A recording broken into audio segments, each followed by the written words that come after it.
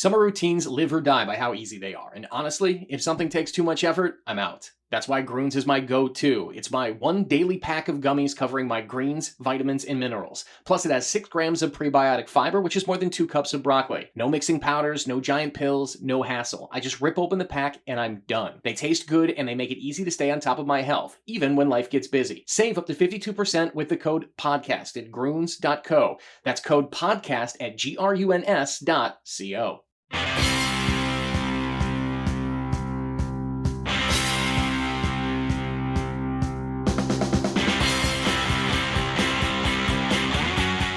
Yes, welcome back to Dawn of Sports. This is our show starring Dawn Mitchell from Fox 9. I'm Jim Souhan from the Star Tribune. Brandon Morton is our producer. Best way to listen to this show or any show you like at talknorth.com. Please subscribe to your favorite podcast app. It's free. It's the easiest way to listen. We do appreciate it. We always talk about the Minnesota Aurora. We always talk about the Minnesota Lynx. But today we will be talking about two teams on exceptional runs to start. Minnesota Timberwolves, 6-0 in these playoffs, and the Minnesota Twins, who've won 13 of the last 15. I would say the latter is a little more unexpected. But Dawn, you covered the Celtics. You've been around great basketball teams.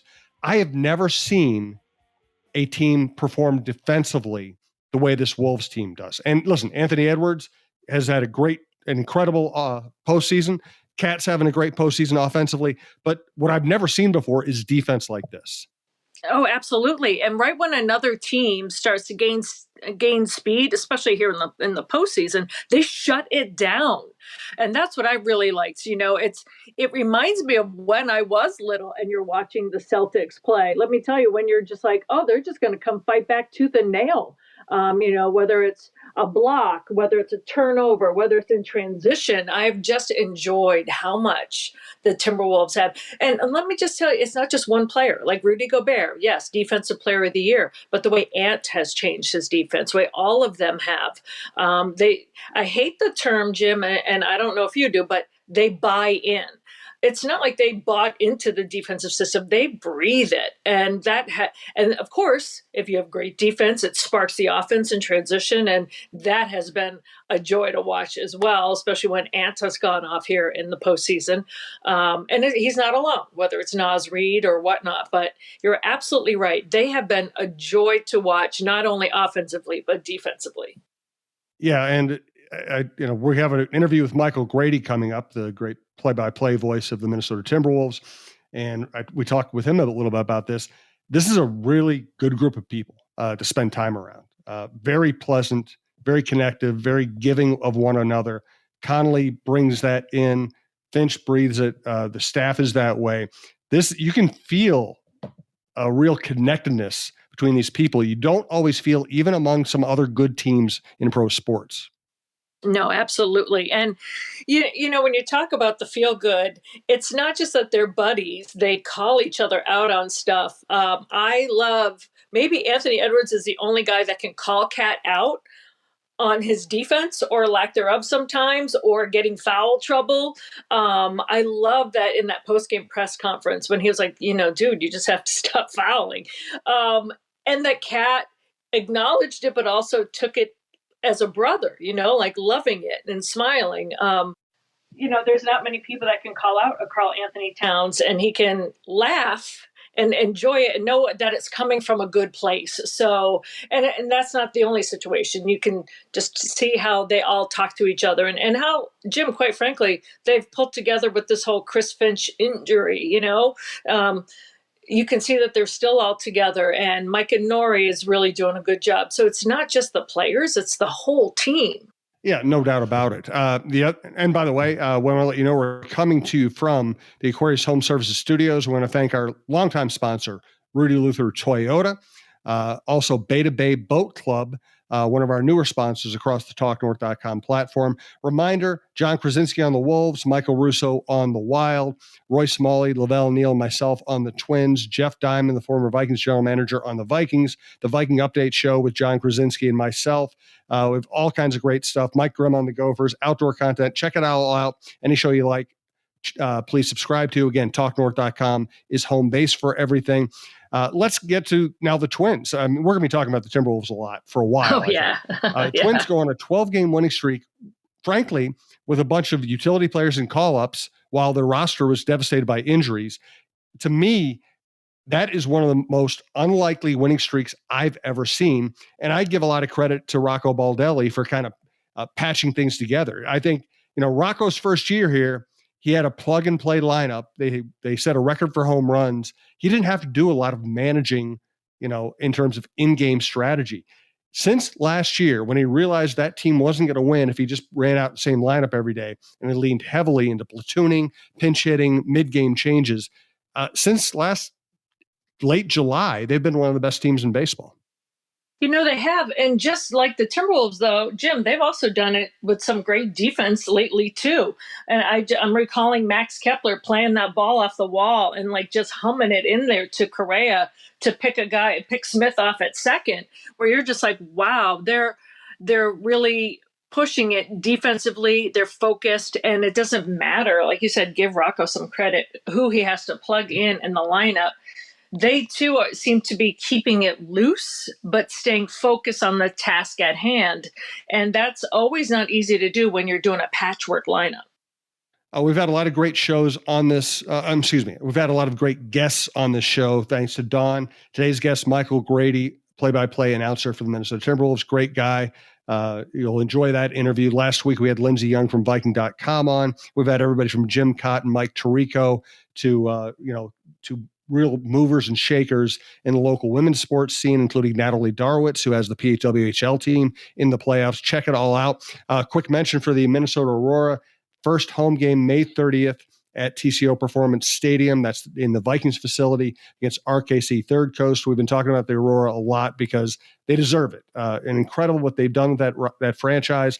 Go to Minnesota Aurora's website or Ticketmaster to find tickets. They usually sell out. I recommend getting them ahead of time. Great place to bring your kids. Great place to go if you just like soccer. In terms of the Minnesota Lynx, because we always want to highlight women's sports as at least part of this show, I think the person to watch this year, we know that McBride's a good player. We know that Uhas is a promising player. We know that Collier is a great player.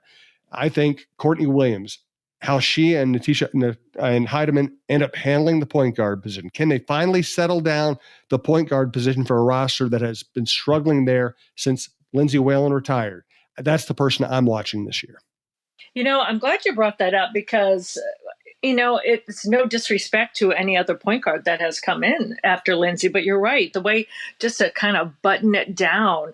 And I think watching Fee right out of the gate, we know she's going to be great, but you need someone of a caliber that can still maintain the floor. So I do agree with you. And I also want to see how their draft pick, Peely, I want to see how she really kind of comes to fruition. I know in the first preseason game, she only got 2 points. So I'm really interested to see how she grows her game as well. So that's going to be interesting. And, coming up here, it's going to be interesting with Cheryl leaving to go coach in France. So how can they stay together and how can they continue to form during all that will be something to keep an eye on as well. Yes. And as far as Peely, Cheryl put herself out there with that draft pick because she could have stayed where she was and taken Angel Reese, who is a pretty, plug and play performer. Peely's a little more of a project. So we're really interested to see how she develops over the years. I don't think we should make a judgment on that early in the season, but over time, it'll be interesting to see who has the better career. Exactly. As for Aurora, I want to do a little plug. You can watch all the Aurora home games on Fox 9 Plus. So we love that very much. And coming up, we have this new show, Jim, that I debuted last weekend. We had Cheryl and Carly Knox on the show. It's called Unscripted with Don Mitchell. It's on Friday nights at 10:15. It takes a place of my Sports Now show. And it's where I can have almost like how you and I have been doing this the whole time, but sit down interviews with these players and coaches and just get to know them a little bit. And I do sit down, speaking of Minnesota Aurora, coming up, it'll be right before their home opener, the Friday beforehand, with their brand new head coach, Colette Montgomery. We've had her on the show here. I had her on for unwritten and for unscripted with a nice unwritten segment where she kind of talks about very much what we spoke a little bit, but about like how she came to rise through soccer. People think, oh, how do they get this coach? Or how do they get this coach? Because I think in such a new team like Minnesota Aurora that's been founded, people are like, how do you find these coaches? So we talk about that. And this Friday coming up, if you're into a basketball, which I think a lot of people are, we have Ryan Saunders. So he's an assistant now at the Nuggets, coming back here to Minnesota for obviously the playoff games that's coming up Friday. But he talks about how he fulfilled the dream of winning an NBA championship last year with the Nuggets. And we talk about how proud his dad, Flip, would have been. So we got a lot coming up on Fox 9 as well, if you guys like to tune in. So thank you for that, Jim. Congratulations. That's really good stuff. And Ryan Saunders is a really good get right now. Yeah, we talked to him in full disclosure. We talked to him before this had happened. So it was a couple months ago. So it just kind of seems to be, wow, what fortuitous timing to let this unleash. But yeah, great family. Great to hear about Flip again. So it'll be probably an emotional time for him to come back and be in this situation this weekend. Yes, and Ryan's a good guy. Everybody in the league gets fired at some point. It doesn't reflect on him as a person. He's really a really good human being, and he's a really good coach too. He's going to get another chance to be a head coach at some point.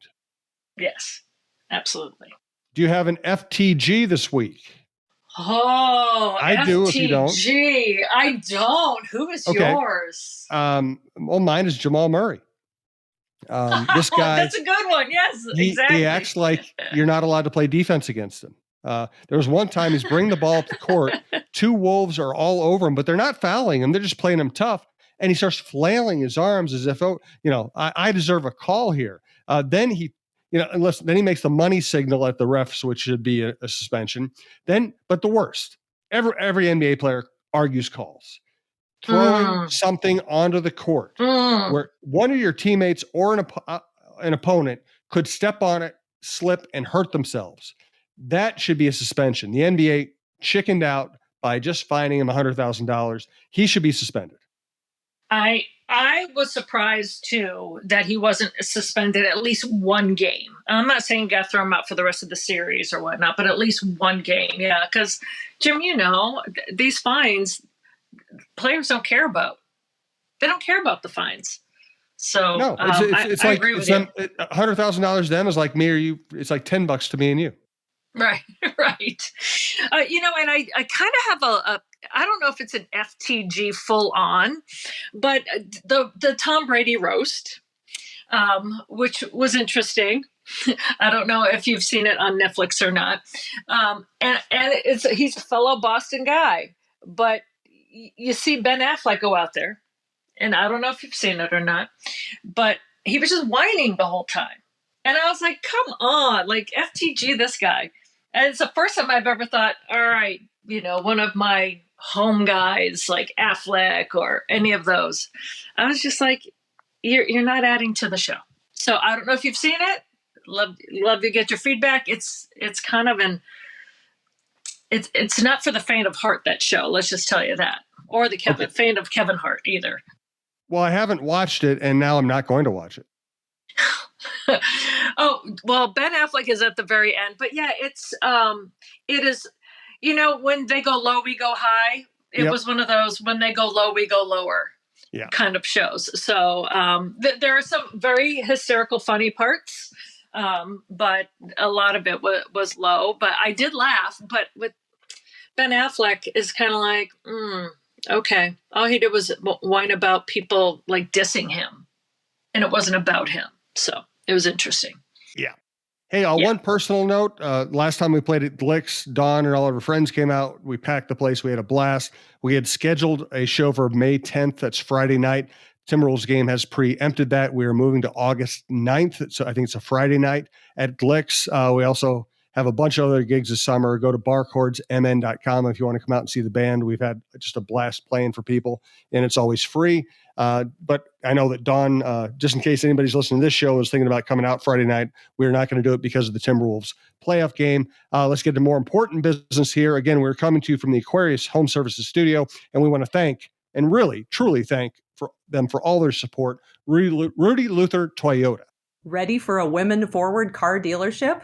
Rudy Luther Toyota empowers their many women on staff in sales, management, and service. Whether you are looking for a new Toyota or pre-owned vehicle, Rudy Luther Toyota has something for everyone. Every vehicle comes with a Luther Advantage. 10 cents off fuel and car wash discounts at holiday stations, Luther Advantage warranty, and 5-day return policy on pre-owned vehicles. Located just 5 minutes west of downtown Minneapolis, off 394 and General Mills Boulevard. And they're also hiring. Want to join the team but don't know where to start? Visit rudyluthertoyota.com today. We also want to thank one of our newer sponsors across the TalkNorth.com platform, Beta Bay Boat Club. Beta Bay Boat Club offers a limited number of season-long memberships in our private club and half-day or full-day pontoon boat rentals on Lake Minnetonka. Members have the opportunity to play on luxurious pontoon boats as well as a variety of well-appointed deck boats, speedboats, and offshore boats. Our daily pontoon boats are deluxe, custom-built boats with many amenities and comfortable seating for up to 14 people. Beta Bay Boat Club, Country Club Boating, 24 years in business, and voted Minnesota's best 3 years in a row. Please visit us at betabayboatclub.com for more information. We look forward to welcoming you this summer. Looking to spice up your adventures? Well, you're in luck. Meet Define Destinations, your local tour company based right here in Minneapolis-St. Paul area with over 25 years of experience crafting unforgettable group tours. At Define Destinations, they're all about making travel easy and oh so exciting. Their 2024 lineup is jam-packed with epic destinations and experiences that are hard to find on your own. From the sun-kissed shores of Croatia to the pasta paradise of Italy, they've got you covered. Plus, they include airfare, tasty meals, and must-see attractions. It's like a vacation jackpot. DefinedDestinations.com, where every journey is an adventure. That's DefinedDestinations.com, your ticket to an unforgettable experience. Now, Don, let's get to our interview with Michael Grady. He's a great guy. He does excellent work.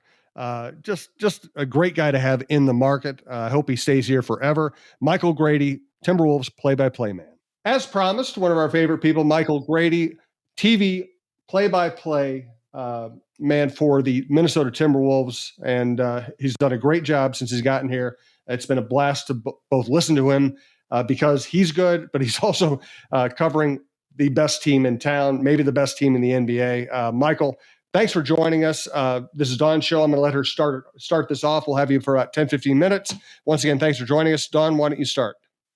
Well, Michael, first of all, thank you for this time during this craziness. And I know you just stepped out of the press conference to honor Rudy Gobert. So let's start with Rudy, since he's the news of the day today, getting Defensive Player of the Year again. He joins Dikembe Mutombo, Ben Wallace as the only 4-time winner. Obviously, the anchor of this team defensively. That has been just one, because there's so many different factors on this team. One of the major differences, what have you loved with Rudy so far this year?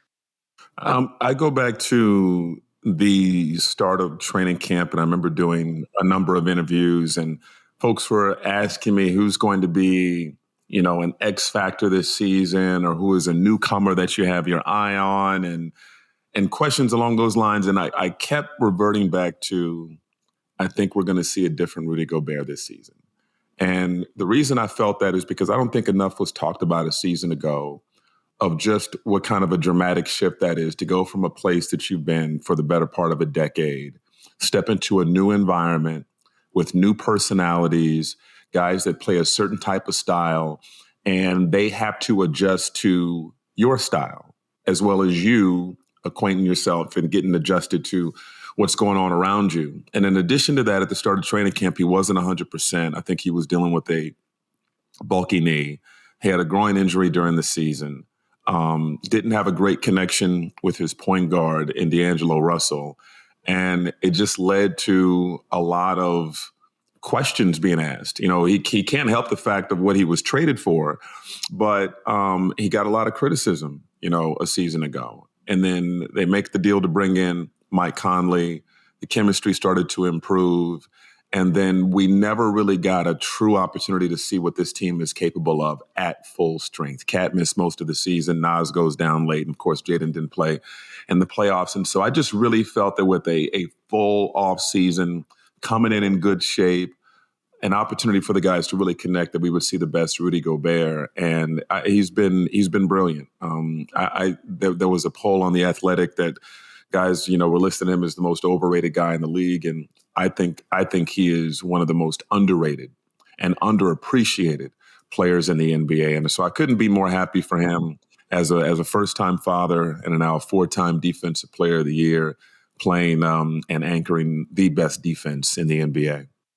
And to bring this up to date, the way that, I was talking to another member of the Timberwolves traveling party this morning. They said the Timberwolves defense broke the Suns and now looks like they've broken the Nuggets. Even if we expected the defense to be good this year, I've never seen anything quite like what we've seen against great offensive teams the last 6 games. It's really incredible to watch from an effort standpoint. And I think we all appreciate effort. I appreciate effort so much. And to see the way that this team scrambles, hustles. I remember a coach told me one time, there's a reason why teams get 50-50 balls. It just comes down to hustle, effort, and desire. And you are mixing with this squad natural talent with the instinct to give everything that they have. And this team is naturally talented defensively. They're swarming, they're being physical, and being a great defensive team all season long. We all really felt that once you get into the postseason, when there's not as much of an easier whistle, it's more physical in the postseason, that this would play in the Timberwolves' hands. And it has beautifully. In that sweep of the Phoenix Suns and in these first 2 games over Denver, they were the more physical team. They were the more aggressive team. And the fact that they were able to keep that going without their best defensive player in game 2 was awfully impressive. Michael, we've also buried the lead here with Anthony Edwards coming to play. We know here in Minnesota, some people are just saying the national media is just finding him out. But you talk about a guy who's really worked on his defense this year. Michael, we've almost buried the huge lead here in terms of Anthony Edwards. We know here in Minnesota just how talented he is. Some people now on the national level seem to just be discovering him. But not only has he been the Ant that we know, he has taken his defense to an unbelievable level, and his whole level of play and ownership, and he's just made it also fun. What can you say about a guy like Ant, who has now just claimed it and has just elevated himself? It's really wild to see a player this young whose killer instinct is being compared to a Michael Jordan and a Kobe Bryant. Yet Mike, I think he was, of course, beloved, nationally, but those who know him, and we've seen in these documentaries, The Last Dance and things like that, he was kind of a scary guy. He wasn't the best teammate to be around. He got the most out of his teammates mainly through fear. Kobe Bryant was very similar. Again, beloved, of course, but during his time playing, especially after the Shaq years, he was he got the most out of his teammates through fear. To see Anthony Edwards with a similar killer instinct, be as beloved as he is in the locker room and be as uplifting as he is to his teammates, still demanding, but uplifting to his teammates is a really impressive combination. And there's so many examples of him upping his teammates, whether it be Cat or Rudy. But I'll just point out to what he mentioned in post-game, game 2, and giving a big shout out to Jaden McDaniels, who has 5 points so far in the series. He's around a plus 50 in the plus minus. And the way that he genuinely praised Jaden McDaniels, I have to imagine he appreciated that, greatly. And I remember going back to media day, and so many of the guys on the team said that Jaden McDaniels is my favorite teammate, and it's because of the sacrifice and the thankless job that he has night in and night out of going out and having the toughest defensive assignment and not necessarily getting a lot of offensive looks. And so for Anthony to acknowledge that on that stage, I thought was a perfect example of the love that he has for his teammates. Going back to his killer instinct, it's just he plays with exuberance, he plays with fire, he plays with a passion for the game that I think folks appreciate. And you couple that with all the work that he's put in to add things to his game with his natural God-given athletic ability. It's no surprise to me that he's one of the new faces of the NBA. Yeah, just to follow and piggyback up on that, when you saw how Kevin Durant, in the midst of a game, was even smiling and laughing, like acknowledging that, hey, this is basketball. So it's almost like he had the respect and the love of KD, even though they were going at each other. Absolutely. And, I go back with KD during our time together in Brooklyn. And one of the things I learned quickly about Kevin is he loves hoopers. He loves guys that just are passionate about the game. And that may sound funny to say to some when we're talking about NBA players, but there are a lot of NBA guys who are preoccupied with a lot of other things. And Anthony Edwards has a lot of things in his life that he's passionate about, but when he steps in those doors in the facility over at Mayo Clinic, when he steps onto the court at Target Center, it's just basketball. And Mike Conley said this about him recently. He's the first one in the gym, last one to leave. It's just about hooping. And Kevin respects that. And Kevin has that fire in him as well. And I think he sees things in Anthony Edwards that he recognizes in himself. And so though the saying game recognized game, I think that was a classic example of that. And one thing you're hitting on, Michael, is something I've noticed. A lot of people have asked me about this team, and I say, I've covered a lot of good teams. Good teams aren't always the most fun to be around. Sometimes you have somebody in there who, is productively difficult. I feel like this team, from Connolly to Finch to the coaching staff to the players, is about as pleasant a group as I've ever been around. I'm wondering what you think about that. Yeah, I think for me, what I respect the most is that they are keeping the main thing. I've been around teams where they may have been pleasant to be around, but there may have been some bickering amongst the group. The chemistry wasn't that great, and it ultimately led to self-sabotage. What I appreciate about this group is that they truly care about each other. They truly ride for each other, even though we're talking about a number of different personalities. And they keep the main thing. And that's going out, battling, and competing night in and night out. There is no way that you see the defensive performance that we've seen all season, mind you, but there's no way that we see the defensive performance that we saw in Game 2 if it weren't for the fact that they are so deeply connected on a string and care about each other and supporting each other. It's like a trust fall when you talk about how connected these guys are defensively. And I've got your back no matter what. I'm coming over to double. So I know someone else has got my back as far as scrambling once the ball rotates. They just really, really compete and battle for each other. And I appreciate that as a basketball fan so much. And they're just really a joy to watch. A guy goes down, a teammate will say, stay down until they go over there and help them up. The way that they support each other, the way that they, love each other and battle for each other, is just really fun to see.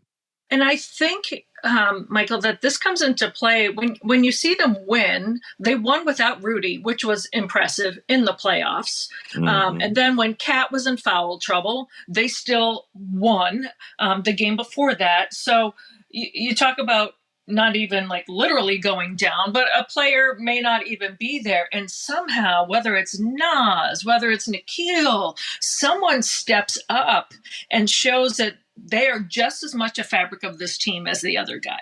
And, Do you find that to be true? Yeah, no question. And, I think it was in game one, heading into the fourth quarter. I think Rudy Gobert said something to Naz Reid, who was kind of struggling with his shot, had a few turnovers, and wasn't having a strong game through three quarters. And we all know how talented and gifted Naz Reid is as this NBA Sixth Man of the Year. And Rudy had mentioned after the game that he said a few words to him about blocking out all the noise and just going out there and being yourself. And Naz went out there and had a tremendous fourth quarter.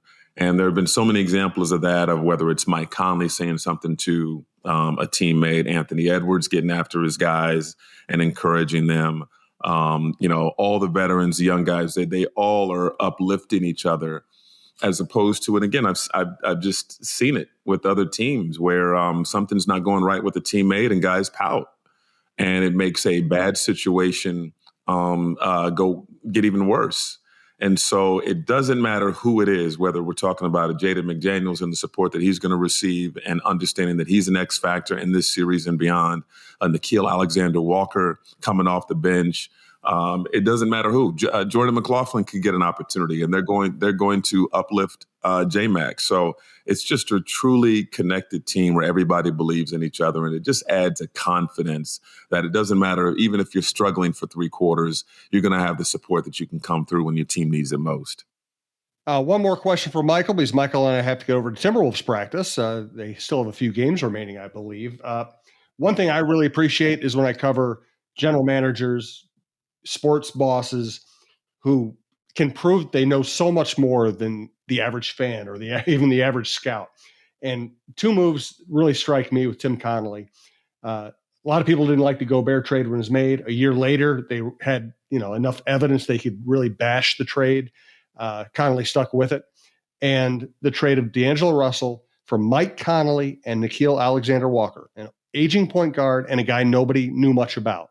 And for that trade to have turned out as well as it does, I mean, two of the seven best players and what might be the best team in the NBA, he got for a guy that the Wolves wouldn't have even re-signed. I love watching Connelly operate. What's your impression?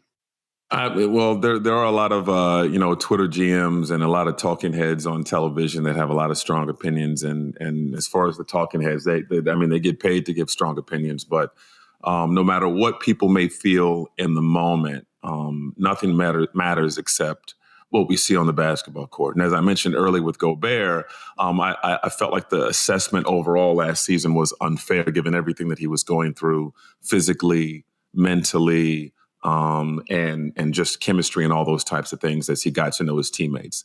The Conley trade helped out in a number of ways. I remember Conley walking his new teammates through the proper way to feed Gobert in the post, and that you have to bounce the ball at an angle and with enough force that it goes up toward his waist. If you're bouncing it towards his knees, that's not helping the situation. And I remember he was basically giving a tutorial on the floor.